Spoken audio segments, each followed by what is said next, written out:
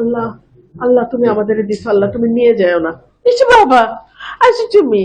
ওই যে দেখো, ওই যে দেখো, ওই যে দেখো, ওই যে সোনা বাবা, সোনা বাবা, ময়না বাবা, বাবা, বাবা, কবিতা।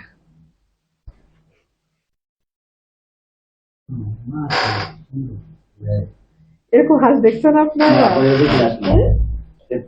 নিজে নিজের জুটি এটা ওর।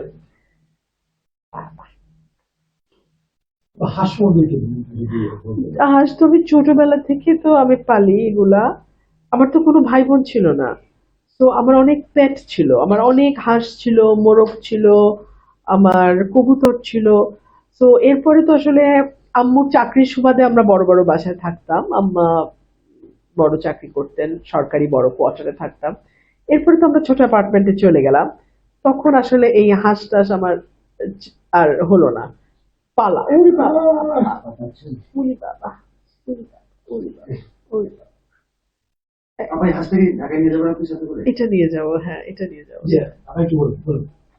তো এরপরে তো এখন অ্যাপার্টমেন্টে যখন চলে গেলাম তখন তো আর সম্ভব হয় না। তাও আমি অ্যাপার্টমেন্টে পালি লুকায় লুকায় অল্প। বাট এখানে আমার অনেক হাঁস মুরগি অনেক কিছু আছে।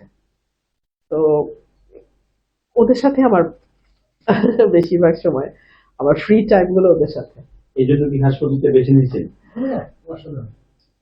এই জন্যই হয়তো, মানে যতবার ও বলে প্রতীকটার নাম ততবার আমার ভেতর থেকেই খুশি লাগে।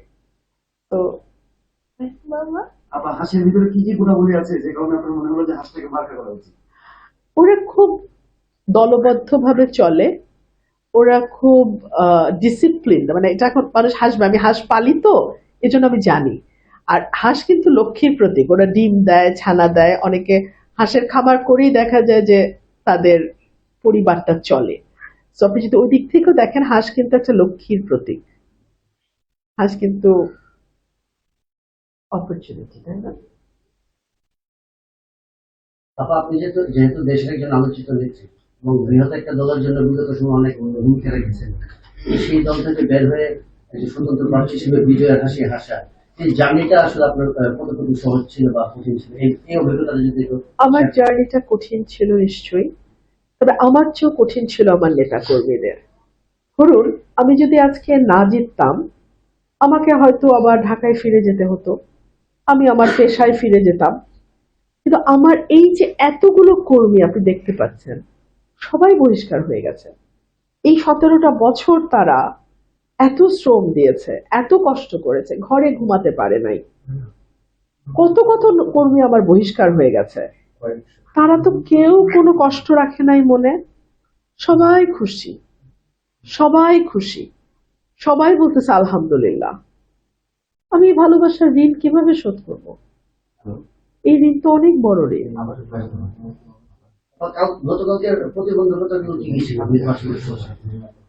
গতকালকে বিভিন্ন জায়গায় ভোট ছাপানোর চেষ্টা হয়েছে দুপুরের পর, রেজাল্ট আটকে রাখার চেষ্টা হয়েছে।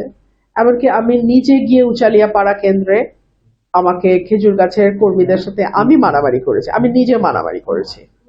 মারামারি করে আমি কেন্দ্রে ঢুকেছি, আবার ভোট গুনিয়েছি, কিছু ফলস ভোট ওখানে পেয়েছি। সো এগুলো সবই চ্যালেঞ্জ।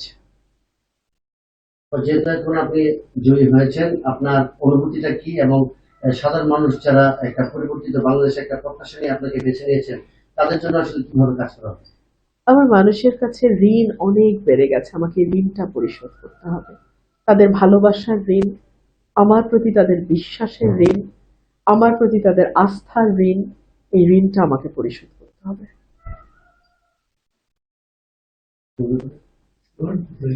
ভাই সময় আমার মধ্যে 2000 কোশ্চেন করে ফেলেছে।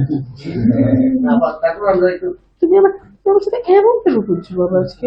আপনি তো বিভিন্ন সভা সমাবেশে বলেছিলেন যে হাঁস হচ্ছে লক্ষ্মীর প্রতীক এবং এই অবহেলিত জনপদের সাধারণ মানুষের ভাগ্য পরিবর্তনে এই হাঁস প্রতীকে বেছে নেবে, এখন তারা তো বেছে নিয়েছে।